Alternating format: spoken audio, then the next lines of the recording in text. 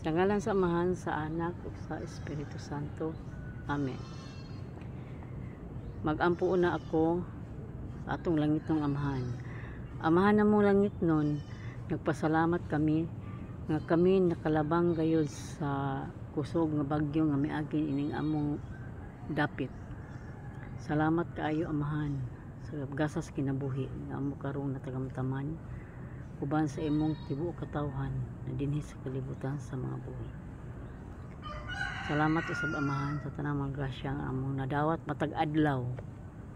Ug labin ang grasya sa kaluwasan nga imong gitagana alang kanamo ug hinaot paunta nga amo kini maangkon maabot sa mga adlaw sa imo unyang pagbalik sa imong bugtong anak nga si Ginoong Hesukristo. Amen. Sa ngalan sa Ama, sa Anak, ug sa Espiritu Santo. Amen. Karon aduna ako ipaambit nga lain na usab nga sugilanon nga dako kini katabang sa atong adlaw-adlaw nga pagkinabuhi. Mao kini ang uluhan sa maong sugilanon, ang tigom sa mga yawa. Giasoy kini sa usa ka libro nga dihay higayon nga ang mga yawa didto sa ilang dakong hawan tigumanan. Nagkumperensya kung unsa gayon labing maayong paagi aron mahulog sa kaulipnan ang mga tawo sa ilang laang aron kini mamatay diha sa kahimtang sa pagpakasala. Mibarog ang usa ka yawa og miingon, atong isabwag ang propaganda nga walay Dios. Aron ang tawo mahimo sa gusto nilang buhaton. Apan ang mga yawa naghiusa sa pag-ingon nga nasulayan na kini nila apan nagpabilin nga ang mga tawo motuo gihapon nga adunay Dios. Laing yawa miingon, itudlo nato sa mga tawo nga walay impyerno aron dili sila mahadlok sa paghimog daotan. Apan miportista og miingon, bisan pagdili nato patuhuon ang mga tawo nga adunay impyerno apan motuo lang gihapon sila nga adunay langit ug mao kini makadasig kanila paglikay sa daotan. Usa ka yawa miingon, sultihan ta ang mga tawo nga wala sila kalag aron magpatuyang sila sa buhat sa lawas. Apan ang mga yawa miingon, ang mga tawo may kinabuhi busa dili nila malalis ang kamatuoran nga naara sa ilang kaugalingon nga sila may kalag. Unya mitindog ang usa ka yawa og miingon, tungod kay malisod sa pagpapas sa hunahuna sa tawo ang pag-ila nga adunay Dios, dunay langit, dunay impyerno ug dunay kalag. Ang akong nahuna-hunaan aron ang tao mamatay sa sala mao kini. Sultihan ta ang mga tao nga ang kinabuhi taas pa ug dugay pa ang panudya sa ilang kalag. Ang tanang mangyawa miingon, miuyon niini nga mao kini ang ilang buhaton. Pagtulunan, kausara kita mulabay niining kalibutan. Ania kita sa yugto sa pag-usisa kanato kung unsa kita kam maminat tuoron sa pagtuman sa atong pagkatinawag sa kinabuhing tunhay dito sa langit. Matag yugto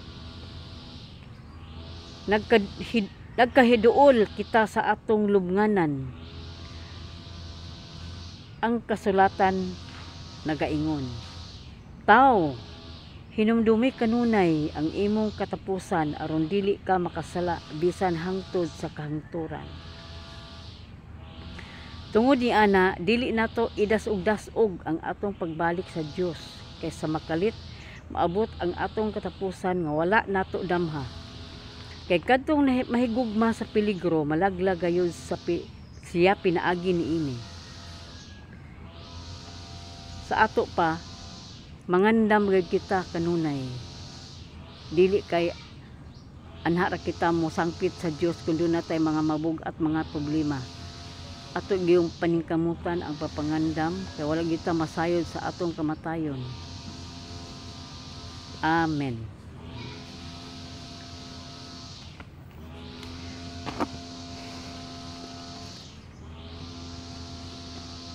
adunap ako'y pagabasahon nga kinutlo gikan sa kaalam ni Salomon.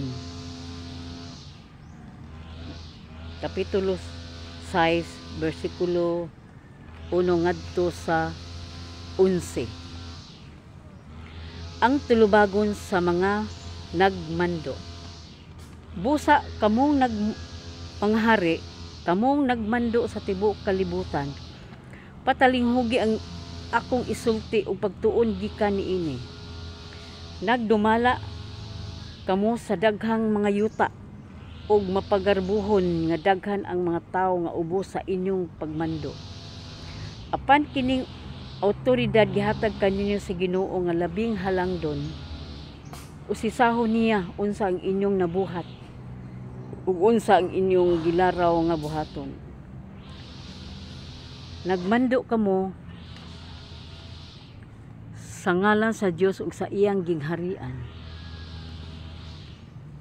Ug kun dili kamo magmando sa minatarong, kun dili ninyo tumanon ang balaod, kun dili kamo magkinabuhi subay sa kabubuton sa Dios, mahiagom kamo sa kalit o makilisang silot. Ang hukom mahigpit ilabi na alang kanila nga naa sa gahom. Ang ordinaryo nga tawo mahimo nga pasayloon sa ilang kasaypanan tungod sa kaluoy, apan sila nga anaa sa gahom moatubang sa usak ka mahigpit nga hukom. Ang Ginoo sa tanan dili mahadlok kang bisan kinsa, bisan unsa pa siya kagamhanan. Siya mismo maoy nagbuhat sa tanan. Gamhanan siya o ordinaryo ug giangay niya pagsangkap ang tanan. Apan iyang hukman ang binuhatan sa mga nagamando sa dugang nga kahigpit. Alang kaninyo gamhanang mga hari, gisulat ko kining mga pulunga aron mahibalo kamo unsaon pagbuhat nga maalamon o paglikay sa mga sayop. Kini mga balaang butang, ug kun inyo kining atimanon sa paagi nga balaan, kamo mismo isipon nga balaan. Kung makakaton kamo niining pagtulon ana, makahimo kamo pagpanalipod sa inyong kaugalingon sa adlaw sa paghukom. Busa himua ang akong pagtulunan nga inyong bahandi ug kalipay ug matudluan kamo pag-ayo. Amen. Sa ato pa, kung ang pag-alagad sa katawhan, mangalagad gyud sa minatarong, walay pihig-pihig o walay pagpanlupig, kay mao kana ang gitudlo sa atong Ginoong Dios. Amen. Sila i-check na lab kay magkuan kong kahoy duol pa sir. Anong ginagawa niyo diyan? Ha? Uy. Unsa?